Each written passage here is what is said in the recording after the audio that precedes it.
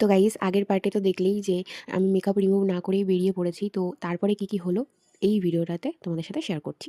পুরো পরিষ্কার ঠান্ডা বাবা আমার তো সন্ধ্যাবেলা সব মেকআপ সব এটা কি হয় বাড়ি সব করবে আমি কারণ আমার চুলের অবস্থা আমার বাচ্চা আমার চুল খুলতে পারবে না কেউ আমি আগে খুলতে পারতাম না এখন খুলতে পারবো আর কালকে গাইস আমাদের পিকনিক আছে সেজন্য আমরা বান্ধবীরা যাচ্ছি সেই মজা হবে কালকে সকালে বেরিয়ে যাবো গাইস একটা সত্যি কথা বলি এই আমার পেছনেটার সাথে আজকে আলাপ হয়েছে আমার বহু যুগ আগে সিরিয়াসলি বহু জন্মের আগে 7 জন্ম আগে দেখা হয়েছিল দুই বোন ঠিক আছে কুমিল্লায় হারিয়ে গেছিলাম হ্যাঁ আমার মোটু পাতলু আমি মোটু হ্যাঁ তোদের সাথে আমার যেদিন কথা হয়েছে হ্যাঁ মনেই হলো না তুই মানে তোমার আমি তো বুঝতেছি ওর বাড়িতে গেছি ও খাচ্ছে বলছে আমরা একটু ভাত দেবো আমি একটু ভাত দেবো আমি এইভাবে বলছি আমাদের পার্সোনাল ড্রাইভার যদি ফেলে দেয় আমি জানি না ড্রাইভার পুরো ব্যাগপত্র পুরো ব্যাগপত্র বোঝায় গাইস গাইস রাস্তার লোকে আমাদের দেখতে তাদের আমাদের কোনো অসুবিধা নেই কারণ আমরা নির্লজ্জ করে তাকাচ্ছে কিরম করে যেন দেখছে ভাবছে মনে আমি পালিয়ে নিয়ে যাচ্ছি পিয়ালিকে ভাই যেটা একটা শুটের জন্য বিয়েটা করেছি নাহলে বিয়েটা করতাম না আমারও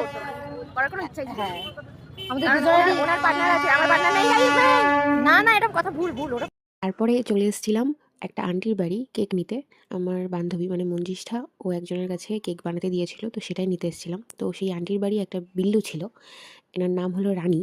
ঠিক আছে, আমি কোলে নিয়েছি, ও আমার হাত কামড়াচ্ছে, আমার সোয়েটারের বোতামগুলো কামড়াচ্ছে, এই করছিল। বেশ কিউট আছে কিন্তু বাচ্চাটা, মানে খুব ভালো লাগছিলো ওকে কোলে নিয়ে ঘুরে বেড়াতে। তারপর আমার চোখের আইল্যাশগুলো খুলে ওর চোখে লাগিয়ে দিয়েছি। দেখো কি সুন্দর লাগছে না? এটা ফটো তুলছে তোর, দেখ দেখতে পাচ্ছি না।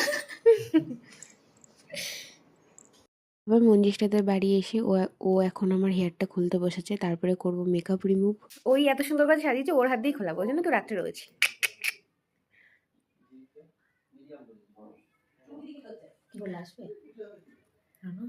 তো তারপর মেকআপ রিমুভ করার পর বসে গিয়েছি সন্ধ্যা স্ন্যাক্স খেতে। তো তারপর ডিনারও করেছিলাম, তো সেটার ভিডিও আর নেওয়া হয়নি। গুড নাইট গাইস, কালকে পিকনিক ব্লগ আসছি। Bye bye.